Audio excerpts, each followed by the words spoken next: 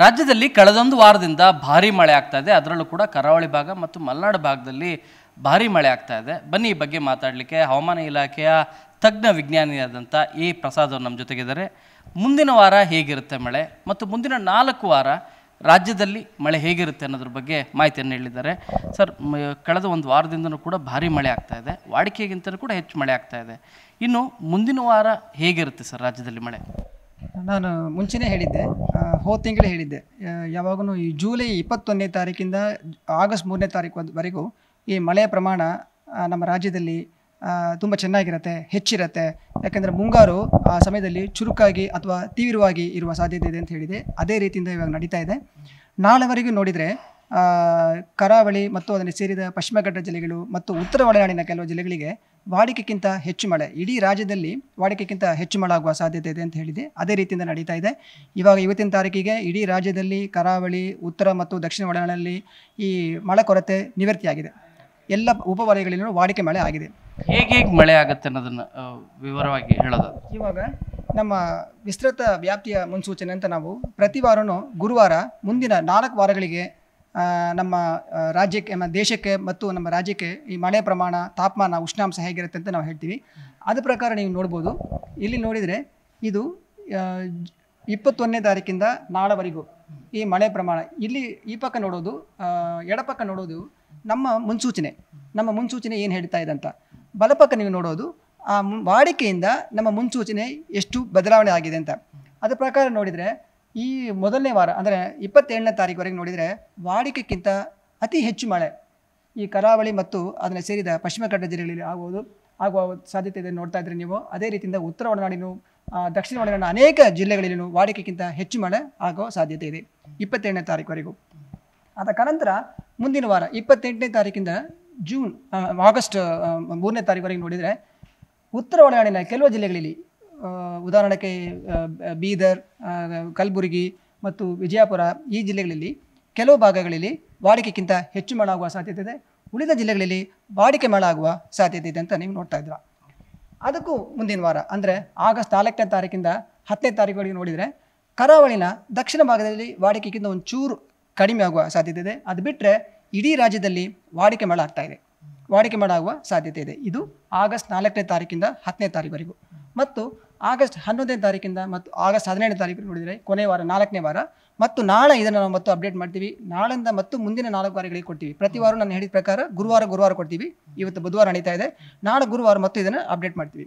ಅದ್ರ ಪ್ರಕಾರ ನೋಡಿದರೆ ಕೊನೆ ವಾರ ಇಡೀ ರಾಜ್ಯದಲ್ಲಿ ವಾಡಿಕೆ ಮಳೆ ಆಗುವ ಸಾಧ್ಯತೆ ಇದೆ. ಸರ್, ಈಗ ಎಲ್ಲೆಲ್ಲಿ ಅಲರ್ಟ್ ಮಾಡಿದ್ದೀರಿ ಸರ್ ಇದರಲ್ಲಿ ವಿಸ್ತೃತವಾಗಿ ಹೇಳೋದಾದರೆ? ಯಾಕಂದರೆ ಇದು 1 ದಿನದಿದೆ ಮತ್ತು 2ನೇ ದಿನದಿದೆ. ಇವತ್ತಿನ ತಾರೀಕು ಪ್ರಕಾರ ನೋಡಿದರೆ ಈ ಪಶ್ಚಿಮ ಕರಾವಳಿಯಲ್ಲಿ ಈ ಗಾಳಿನ ವೇಗ ಜಾಸ್ತಿ ಆಗ್ತಾ ಇದೆ. ಅಂದರೆ ಸಮುದ್ರ ಮಟ್ಟದಿಂದ ಒಂದು 5.8 ಕಿಲೋಮೀಟರ್ ಎತ್ತರವರೆಗೂ ಈ ಪಶ್ಚಿಮ ದಿಕ್ಕಿಂದ ಬೀಸುವಂಥ ಗಾಳಿನ ವೇಗ ಜಾಸ್ತಿ ಆಗ್ತಾ ಇದೆ. ಎರಡನೇದು, ಉತ್ತರ ಅಕ್ಷಾಂಶ ಸುಮಾರು 20 ಡಿಗ್ರಿನಲ್ಲಿ ಒಂದು ಗಾಳಿ ದಿಕ್ಕಿನ ಬದಲಾವಣೆದ ವಲಯ, ಅಂದರೆ ವಿಂಡ್ ಶಿಯರ್ ಝೋನ್ ಅಂತ ಹೇಳ್ತೀವಿ. ಅದು ಒಂದು ಸಮುದ್ರ ಮಟ್ಟದಿಂದ ಒಂದು 5.8 ಕಿಲೋಮೀಟರ್ ಎತ್ತರವರೆಗೂ ಹಾದುಹೋಗಿದೆ. ಈ ಥರ ಒಂದು ಗಾಳಿ ದಿಕ್ಕಿನ ಬದಲಾವಣೆ ವಲಯ ಇದ್ದರೆ ಉತ್ತರ ಒಳನಾಡಿಗೆ ಹೆಚ್ಚು ಮಳೆ ಆಗುತ್ತೆ, ಕೆಲವು ಜಿಲ್ಲೆಗಳಲ್ಲಿ ಭಾರಿ ಮಳೆ ಆಗುತ್ತೆ, ಅತಿ ಭಾರಿ ಮಳೆನ ಆಗುವ ಸಾಧ್ಯತೆ ಇದೆ. ಅದರ ಪ್ರಕಾರ ಇವತ್ತು ಉತ್ತರ ಒಳನಾಡಿನ ಬೆಳಗಾವಿ ಮತ್ತು ಕಲಬುರಗಿ ಜಿಲ್ಲೆಗಳಿಗೆ ಒಂದೆರಡು ಕಡೆ ಅತಿ ಭಾರಿ ಮಳೆ ಆಗುವ ಸಾಧ್ಯತೆ ಇರೋದ್ರಿಂದ ನಾವು ಆರೆಂಜ್ ಅಲರ್ಟ್ನ ಕೊಟ್ಟಿದ್ದೀವಿ. ಇನ್ನೂ ಕೆಲವು ಜಿಲ್ಲೆಗಳಿಗೆ ಯೆಲ್ಲೋ ಅಲರ್ಟ್ನ ನಾವು ಕೊಟ್ಟಿದ್ದೀವಿ. ಅದೇ ಇದು ಉಪವಲಯ ಮಾತ್ರ ಬರುತ್ತೆ, ಇಂಡಿವಿಜುವಲ್ ಜಿಲ್ಲೆಗಳಿಗೆ ಇದರಲ್ಲಿ ಹೇಳೋಕ್ಕಾಗಲ್ಲ. ಕರಾವಳಿಗೆ ಇವತ್ತು ನಾವು ರೆಡ್ ಅಲರ್ಟ್ನ ಕೊಟ್ಟಿದ್ದೀವಿ. ಕರಾವಳಿಯ ಉತ್ತರ ಕನ್ನಡ, ಉಡುಪಿ ಮತ್ತು ದಕ್ಷಿಣ ಕನ್ನಡದಲ್ಲಿ ಗಾಳಿನ ವೇಗನೂ ಹೆಚ್ಚಿರುತ್ತೆ. ಇದು ಗಾಳಿನ ವೇಗನ ತೋರಿಸೋ ಒಂದು ಚಿತ್ರ ಮತ್ತು ಇದು ಮಳೆ ಪ್ರಮಾಣ ತೋರಿಸೋ ಚಿತ್ರ. ಸೊ ನೋಡಿದರೆ ಕರಾವಳಿ ಮತ್ತು ಪಶ್ಚಿಮ ಘಟ್ಟ ಜಿಲ್ಲೆಗಳಲ್ಲಿ ಶಿವಮೊಗ್ಗ, ಚಿಕ್ಕಮಗಳೂರು ಮತ್ತು ಕೊಡಗು, ಈ ಜಿಲ್ಲೆಗಳಿಗೆ ನಾವು ಆರೆಂಜ್ ಅಲರ್ಟ್ನ ಕೊಟ್ಟಿದ್ದೀವಿ. ಪಶ್ಚಿಮ ಘಟ್ಟ ಕರಾವಳಿಗೆ ಉತ್ತರ ಕನ್ನಡ, ಉಡುಪಿ ಮತ್ತು ದಕ್ಷಿಣ ಕನ್ನಡ ಜಿಲ್ಲೆಗಳಿಗೆ ಇವತ್ತು ನಾವು ರೆಡ್ ಅಲರ್ಟ್ನ ಕೊಟ್ಟಿದ್ದೀವಿ. ಸೊ ಇನ್ನು ಒಂದು ವಾರದಲ್ಲಿ ಮಳೆ ಯಾವ್ಯಾವ ಜಿಲ್ಲೆಯಲ್ಲಿ ಸರ್, ಈಗ ಕಳೆದ 1.5 ತಿಂಗಳದ್ದು ನೋಡಿದ್ರೆ ಮತ್ತು ಈ ಮುಂದಿನ ವಾರಕ್ಕೆ ಕಂಪೇರ್ ಮಾಡಿದ್ರೆ ಯಾವ ಜಿಲ್ಲೆಯಲ್ಲಿ ಬಹಳ ಕಡಿಮೆ ಮಳೆ ಆಗಿದೆ ಸರ್? ದಕ್ಷಿಣ ಒಳನಾಡಿನಲ್ಲಿ ತೊಗೊಂಡ್ರೆ ರಾಮನಗರ ಜಿಲ್ಲೆಯಲ್ಲಿ ಸ್ವಲ್ಪ ಮಳೆ ಪ್ರಮಾಣ ಕಡಿಮೆ ಇದೆ. ಯಾಕೆಂದರೆ ಮಳೆಯ ಕೊರತೆ ಒಂದು 40% ಹತ್ತಿರ ಇದೆ. ಅದು ಬಿಟ್ಟರೆ ಚಿತ್ರದುರ್ಗದಲ್ಲಿ ಅತಿ ಹೆಚ್ಚು ಮಳೆ ಆಗಿದೆ, ವಾಡಿಕೆಗಿಂತ ಹೆಚ್ಚು 60% ವಾಡಿಕೆಗಿಂತ ಹೆಚ್ಚಾಗಿದೆ. ಇಡೀ ರಾಜ್ಯದಲ್ಲಿ ಈ ಮಳೆ ಕೊರತೆ ಇವತ್ತಿನ ತಾರೀಕಿಗೆ 4% ಹೆಚ್ಚು ಮಳೆ ಆಗಿದೆ.